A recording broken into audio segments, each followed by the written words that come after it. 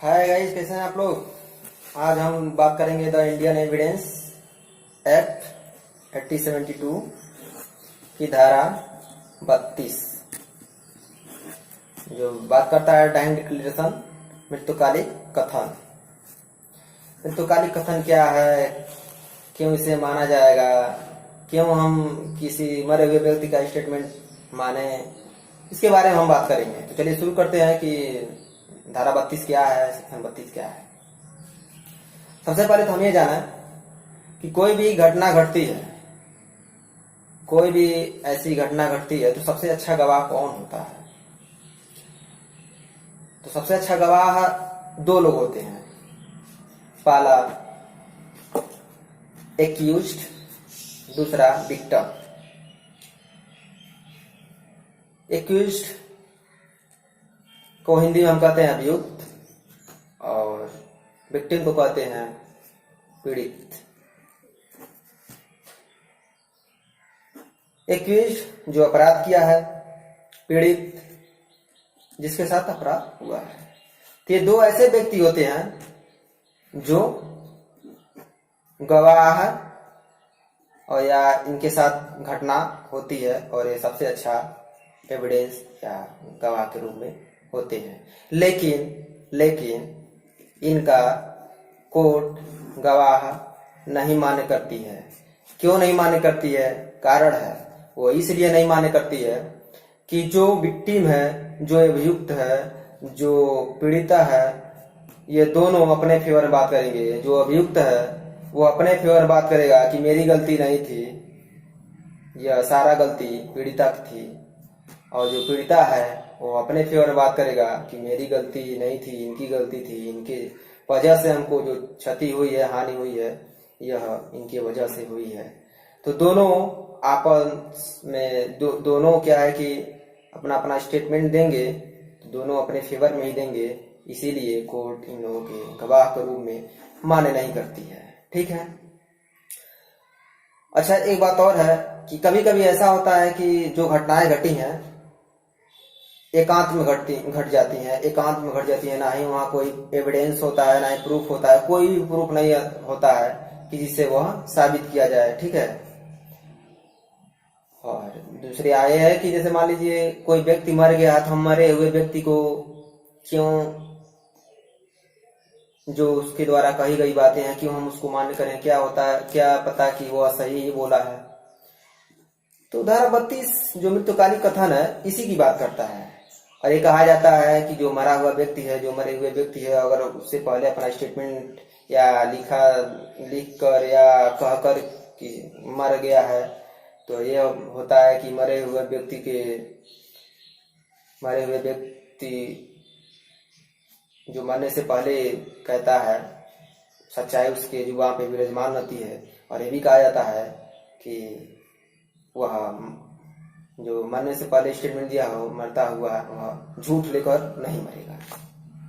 यह कहा जाता है कि कोई भी व्यक्ति हो वो मरने वाला है तो वह झूठ लेकर नहीं मरेगा। कोई भी व्यक्ति हो वो मरने वाला हो, व्यक्ति झूठ लेकर नहीं मरेगा। ऐसे अक्सर में कई मूवी आप देखी होंगी जो क्या है कि जो विलन है या जो हीरो है उसको गोली लग गई या कुछ ऐसा उसके साथ घटना घट गई, जो मरने वाला है, अभी मरा नहीं है, मरने वाला है, और अपने भाई या अपने बेटे से कुछ दस्तावेज या कुछ अपनी बातों को कह रहा है कि ऐसी ऐसी बात है, और ये जो भी दस्तावेज है वो बता रहा है, उसके बारे में बता रहा है कि यह है, और अपने जीवन की गाथाएं या ये कह रहा है कि जो घटना हुई है हमको इसी ने मारा है। तो यह स्टेटमेंट अपने बेटे से कहता है या अपने जो भी हित हैं, रिलेटिव में कहता है। अक्सर आप लोग मूवी में देखा है। तो यही मृत्युकालिक कथन ये बात करता है। मृत्युकालिक कथन में इसे ग्राह्य माना गया है, सुसंगत माना गया है। ठीक है, यही बात करता है। और ऐसे व्यक्ति हैं और ऐसे क्या धारा 32 में ऐसे कुल 8 प्रकार के हैं जो उन लोगों की बातें हैं जिन्हें हम साक्षी के रूप में नहीं बुला सकते। पहला है कि वह व्यक्ति जो मृत्यु के कार्य से संबंधित है। दूसरा यह है कि यदि कारोबार के अनुक्रम में है। तीसरा है कि यदि करने वाले के हित के विरुद्ध है। चौथा है कि इसका संबंध लोक अधिकार या प्रथा से है। पांचवा है कि इसका संबंध नातेदारी के अस्तित्व से है। पांचवा है कि छठा है कि किसी पारिवारिक वसीयत से संबंध है। सातवां है कि यदि इसका संबंध ऐसे किसी संव्यवहार से है जिसका संबंध प्रावधान धारा 13A में है और इसकी किसी दस्तावेज से है। और आठवां है अगर यह लोगों द्वारा किया गया है, इसका संबंध किसी विवादक प्रश्न से है जो यह बात सुसंगत होती है। ठीक है, तो यही कह रहा है इन 8 प्रकार के लोगों को हम साक्षी के रूप में नहीं बुला सकते हैं। और धारा 32 में एक चीजें और है कि जो ऐसा कोई व्यक्ति जो मर गया है इसलिए नहीं बुलाया जा सकता, कि यह भी हो सकता है कि वह उसे बुलाने पर बहुत ज्यादा खर्च हो। ठीक है, ऐसा व्यक्ति जो मर गया है, मरने का मतलब यह है कि उसका जो उसके द्वारा स्टेटमेंट दिया गया है, ठीक है, किसी व्यक्ति को तो ऐसा भी हो सकता है कि उस हालत में ना हो कि वह अपना स्टेटमेंट दे। ठीक है, ऐसा भी हो सकता है कि कोर्ट का समय बर्बाद होगा। दूसरा यह है कि जो है उसका मानसिक जो स्वास्थ्य है वो खराब है, नहीं सही है। तो ऐसे कई तरह की बातें हैं जो अपने स्टेटमेंट नहीं दे सकते हैं, ना ही कोर्ट समझती है तो वो नहीं बुला सकती है, नहीं बुलाती है। ठीक है, आगे सेक्शन 32 क्लॉज 1 जो Indian evidence act word of डायर डिक्लेरेशन की बात करता है। ठीक है, मृत्युकालिक कथन या मृत्यु के बारे में कथन, ठीक है, ये बात करता है क्या होता है। ये देखिए क्या कहता है कि मृत्युकालिक कथन लिखा या बोला गया हो, मृत्युकालिक कथन लिखा या बोला गया हो ऐसा कोई व्यक्ति, ऐसा कोई कथन, ठीक है, ऐसा कोई कथन जो ऐसे व्यक्ति द्वारा बोला गया हो जो मर गया हो। ऐसा व्यक्ति द्वारा बोला गया स्टेटमेंट दिया गया है जो व्यक्ति मर गया है, उसके द्वारा कही गई बातें, लिखी गई बातें। ठीक है, ये बात कर रहा है। दूसरा बात ये कर रहा है कि ऐसे व्यक्ति का कथन जो अपने मृत्यु के कारण से है या परिस्थिति या उसके जो संव्यवहार है उसके बारे में कोई बात कहकर मर गया है। ठीक है, तो डायन डिक्लेरेशन इसकी बात करता है। आगे एक शब्द है लिटरम मॉर्टेम, शब्द को डबल इंडेड कॉमा में अंडरलाइन कर लीजिए। लिटरम मॉर्टेम, लिटरम मॉर्टेम LETRMORTEM,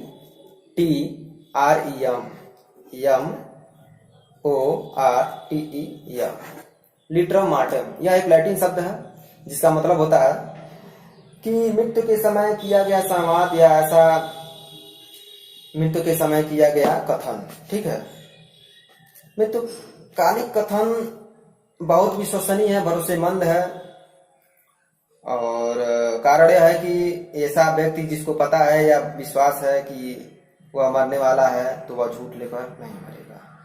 यह सुनी सुनाई नियमों का अपवाद है, यह सुनी सुनाई नियमों का अपवाद है। जाहिर सी बात है कि जो मृत्यु हुआ है अगर वो तो देखा नहीं कैसे मृत्यु हुआ है, उसके द्वारा कही गई स्टेटमेंट ही ना किसी व्यक्ति के द्वारा कोर्ट में प्रस्तुत होती है।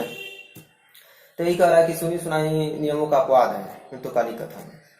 तो इसमें क्या है कि यह ऐसे व्यक्ति द्वारा कहा जाता है जिसने क्या है कि उसका कथन जो सुना है वो उसका खुद का स्टेटमेंट नहीं होता है, उस व्यक्ति का खुद का स्टेटमेंट नहीं होता, वो मरे हुए व्यक्ति का ही स्टेटमेंट होता है। उसके द्वारा कही गई बातें, उसके द्वारा लिखी गई बातें वो उसके द्वारा ही होता है, मरे हुए व्यक्ति का उसका खुद का स्टेटमेंट नहीं होता है।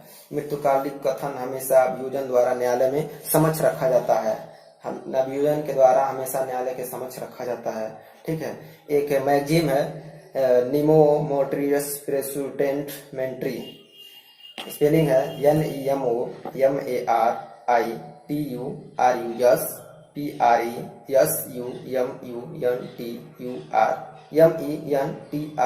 जिसका मतलब होता है कोई व्यक्ति मरते समय झूठ लेकर अपने निर्मता से नहीं मिलेगा। भारतीय कानून मृत्युकालिक कथन को इसलिए मान्यता देता है क्योंकि कहावत है कि मरता हुआ व्यक्ति झूठ नहीं बोलता अथवा सच्चाई मरने वाले व्यक्ति के जुबान पर बैठती है या उसके मुंह पर रहती है। यहाँ केवल एकमात्र चश्मदीद गवाह है, वह है बिट्टी पीड़ित, वह जो मर गया है। और यदि उसके बात को ग्राह्य नहीं बनाया गया तो न्याय के हित में प्रभावित होंगे, न्याय नहीं हो पाएगा। अब कैसे मरा है, क्यों मरा है, उसके साथ तो न्याय नहीं हो पाएगा। अगर वही अगर स्टेटमेंट आकर देगा तो वो तो दे नहीं सकता है।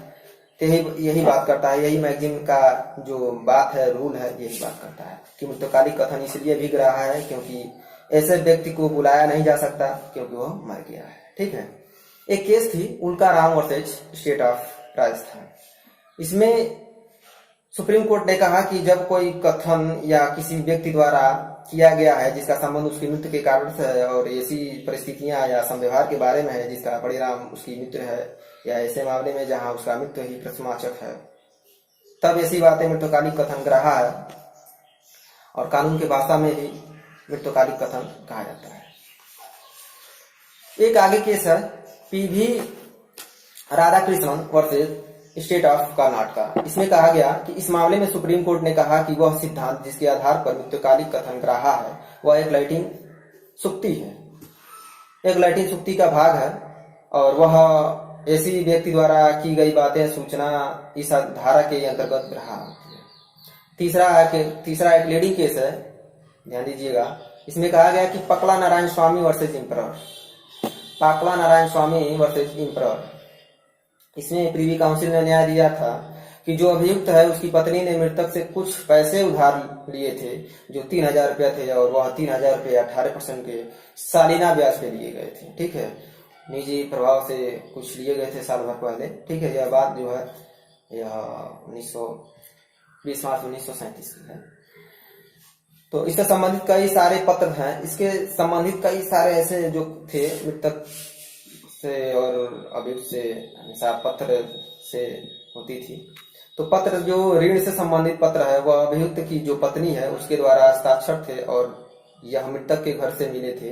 एक पत्र था जो किसी के द्वारा हस्ताक्षरित नहीं था, ना इस पर कुछ ऐसी बातें लिखी थी। केएन के घर, जो वह पत्र भी केएन के घर से, केएन के जेब से मिला, केएन के जेब से पॉकेट से मिला। जो मृतक है केएन उसी का नाम है जो मृतक है। ठीक है, और यह जो अभियुक्त है और जो मृतक है केएन, यह एक दूसरे को, जो लड़की है और यह जो मृतक केएन है, एक दूसरे को जानते थे क्योंकि जो केएन था उसके यहाँ वो चपरासी था, उस एक कंपनी थी जो हेड थी और एक चपरासी का काम करता था। तो यह 20 मार्च 1937 की बात है। यह बिल्कुल स्पष्ट था कि यह पत्र भी मृतक की पत्नी द्वारा भेजा गया था जो कि बहरामपुर आने के लिए उसको एक न्योता था। केएन जो कि मृतक है अपने घर से जाते समय अपनी पत्नी को यह बताकर गया कि पकला नारायण स्वामी की पत्नी ने उसे बुलाया है, ठीक, बहरामपुर, ताकि वह 3000 रुपये जो है ब्याज है उसकी रकम ले जाके अगले ही दिन मृतक अपना घर छोड़ दे और अगले ही दिन क्या हुआ, मृतक अपना घर छोड़ा, बहरामपुर के लिए रवाना हो गया और 23 मार्च को उसका शरीर 7 टुकड़ों में बटा हुआ मिला था। एक पूरी स्टेशन है, पूरी जगह का नाम है पूरी स्टेशन है, ट्रेन के डिब्बे में मिला, जो एक बॉक्स है उसी में 7 टुकड़ों में कटा हुआ पीस करके बंद करके मिला था।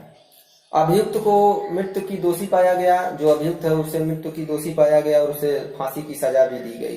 कारण यह थी कि 3 तरह के जो एविडेंस है, जो 3 तरह के प्रूफ है, ये बता जाहिर करते थे कि पहला तो बहरामपुर जाना, दूसरा जो पत्र है उसके जेब से मिलना, तीसरा जो साक्ष्य है वो क्या है कि उसका मृतक के प्रति कर्जदार होना और उसके लिए जो स्टील का वो है खरीदना, यही सब बयां करती हैं। आगे एक और केस है, और आगे एक केस है कि उसमें बताया कि वजीर चंद्र वर्सेज स्टेट ऑफ हरियाणा। इसमें क्या था कि जो अभियुक्त है मृतक की हत्या कर दिया था और एक ट्रक से जिसमें वादी मिली उसको भी अभियुक्त ने ही खरीदा था। जो ट्रक था उसको भी वो अभियुक्त ने खरीद लिया था और उस ट्रक में जो बॉक्स थी जिसमें 100 रखा था वो भी उस व्यक्ति ने खरीदा। इस आधार पे वह मृतकालिक के रूप में ग्राह्य माना गया। आगे बताता है कि भांगियाओं यानी इस भांगियाओं इशारों पे भी मृत्युकालिक कथन बात करता है। इशारों में भी क्या मृत्युकालिक कथन मान्य होती है। तो केस है क्यून इम्प्रेस वर्सेज अब्दुल्ला। इस मामले में अभियुक्त है जो लड़की है, जो मृतक है, उसका गर्दन काट दिया था और इसके कारण यह बोल नहीं पा रही थी। उसने इशारों में ही अभियुक्त की तरफ इशारा किया। उसने बताया। इलाहाबाद हाईकोर्ट ने फुल बेंच ने निर्णय इस पे लिया। यदि इस मामले में हम बता रहे हैं क्या हुआ। इस मामले में यह था कि लड़की का जो गला कटा हुआ था, अभियुक्त ने जिस लड़की का गला काट दिया था, जिस कारण वो वक्तुम जो था वो नहीं बोल पा रही थी और उसे फौरन हॉस्पिटल ले जाया गया और जहाँ उसकी दादी वहीं मौजूद थी। उसकी दादी कहती हैं कि ये तुम्हारे साथ कौन घटना घटित किया है। और ये 4-5 जो नौकर थे उसमें से अब्दुल्ला भी उसका सर्वेंट था, उस घर का सर्वेंट था। बताया कि अगर जो मतलब मैं नाम लूंगी तो तुम मेरा हाथ पुश कर देना, दबा देना, ठीक है। जैसे ही अब्दुल्ला का नाम आता है वो लड़की दबा देती है, जिससे ये पता चलता है कि यह जो घटना घटित हुआ है अब्दुल्ला ने किया है। तो वही इलाहाबाद हाईकोर्ट ने फुल बेंच ने निर्णय दिया कि यदि जिस व्यक्ति को क्षति पहुंची है वह बोल नहीं सकता है, वह इशारों से ही मृतकालिक कथन कर सकता है। सुप्रीम कोर्ट का यह मानना है कि इशारों में भी कही गई बातें हैं। ग्राह्यता इस बात पर निर्भर करेगी कि उन इशारों को किसने रिकॉर्ड किया। सिर का हिलाना, भाव भंगियाओं किस प्रकृति के थे, क्या यह प्रश्न पूछे गए थे कि साधारण थे कि विशेष थे, और कितना प्रभावी और समझने योग्य हैं। इस केस में इशारों में मृत्युकालिक कथन किया जा सकता है, ठीक है। आगे मुकवाक पढ़ेंगे धारा 119 में। इसी में एविडेंस में जो मुकवाक को मौखिक साक्ष्य माना जाता है, जाके सिर हिलाना या हाथ हिलाना के रूप में एविडेंस मानी जाती है, ठीक है। वही है यहाँ पे है। आगे बताता है कि मृत्युकालिक कथन की जो भाषा है वो कैसी होनी चाहिए, क्या होनी चाहिए भाषा। तो जो मृत्युकालिक कथन की भाषा है वो किसी भी रूप में भाषा हो, किसी भी भाषा का उपयोग में हो, वह ग्राह्य होती है, सुसंगत होती है। एक केस था, इसमें एक मामला था कि इस मामले में जहां मृतक ने अपने पृथक अपने कथन को कन्नड़ और उर्दू भाषा में दिए गए। यह निर्णय लिया गया कि भाषा कुछ और थी। एक मामले में जो क्या था कि उर्दू और कन्नड़ में उस भाषा को दिया गया था, लेकिन वो भाषा कुछ और थी। तो इस आधार पे कहा गया कि इस आधार पे अस्वीकार नहीं किया जा सकता कि वह कन्नड़ में रिकॉर्ड किया गया, ठीक है, और इसे ग्राह्य नहीं माना जा सकता है। एक मामला और था जहां मृतक ने तेलुगु भाषा में स्टेटमेंट दिया था, लेकिन डॉक्टर ने अंग्रेजी भाषा में रिकॉर्ड किया था। दूसरा डॉक्टर वहां मौजूद था एक्सप्लेन करने के लिए, ठीक है। तो यह माना गया कि यह वैध है और यह सुसंगत है और मृत्युकालिक कथन किसी भी भाषा में ग्राह्य होती है। एक मैटर आता है कि जहां पूरा होने से पहले ही व्यक्ति मर जाता है। जैसे पूरा होने का मतलब क्या है कि स्टेटमेंट पूरा अपना नहीं किया है, उससे पहले ही व्यक्ति मर गया। जैसे बहुत ऐसे सारे फिल्में हैं जो कोई व्यक्ति मरता है या कोई मतलब विलन है या हीरो मरता है, अपने भाई से कुछ सारी बातें कह देता है, लेकिन ऐसे कोई जो पता रहता है, जो जहां जिसने उसके साथ घटित किया उसका नाम वही बोलने वाला है, लेकिन वो बोल नहीं पाया, उससे पहले ही मर गया, ठीक है। उसी की बात ये कह रहा है कि जहां पर स्टेटमेंट अभी पूरा नहीं हुआ उससे पहले ही वह व्यक्ति मर गया हो। इस मामले में क्या होता है। तो इस संबंध में सर्वोच्च न्यायालय ने कहा कि यदि मृतक अपनी बात पूरा नहीं कर पाया है, जिससे ऐसी कोई बात नहीं कर पाया कि अपराध का हेतु क्या था, क्यों किया यह अपराध, क्या कारण था, ठीक है, तब ऐसा मृत्युकालिक कथन विश्वास के काबिल नहीं होगा। यदि मृतक ने पूरी कहानी बता दी है लेकिन आखिरी प्रश्न का उत्तर नहीं दे पाया और यह कहना चाहता है, तो यह कथन भरोसेमंद भरोसे के काबिल नहीं है। यह बताया कि यह भरोसे के काबिल नहीं है। फिर देखिए, मृत्युकालिक कथन में एफआईआर क्या मान्य हो सकती है? देखिए, क्वेश्चन कभी कभी पूछ लेता है 3 नंबर में एलएलबी की स्टूडेंट के लिए कि क्या मृत्युकालिक कथन जो एफआईआर में मान्य होती है? तो जी हाँ, मान्य होती है। ठीक है, अगर कोई व्यक्ति है, उसको क्षति पहुंची है और जाकर एफआईआर कराता है, एफआईआर कराने के उपरांत तक घर वापस आता है और वापस होने के उपरांत तक उसकी मृत्यु हो जाती है, तो मृत्युकालिक कथन के रूप में माना जाएगा, वो ग्राह्य होती है। ठीक है, जैसे एग्जाम्पल समझिए कि कोई व्यक्ति है, ठीक है, उस मारपीट, दो विवाद, मतलब 2 गुटों में मारपीट हुई। ठीक है, मारपीट में वो क्षति पहुंचा, उसको क्षति पहुंची तो गया एफआईआर कराने। एफआईआर करा के जो फौरन घर की तरफ बढ़ रहा है, अचानक उसका अंदर घाव था, अचानक उसका मौत हो जाती है, मृत्यु हो जाती है, तो मृत्युकालिक के कथन में ग्राह्य होगी, एफआईआर ग्राह्य होगी। एफआईआर के रूप में मृत्युकालिक कथन ग्राह्य होती है। ठीक है, तो हम लोग इस पर आज चर्चा किया है, आगे इसमें हम बताएंगे। तो आज का वीडियो यहीं तक। और जहाँ तक है, पूरी कोशिश है हमारी कि आप लोग को समझाएं और आप लोग को बहुत अच्छे से समझाएं ताकि आप लोग समझ सकें। हमारी पूरी कोशिश रहेगी। और आप लोग को अच्छा लगा होगा तो please support me, subscribe your channel please. तो आज के लिए इतना ही। Thank you for watching.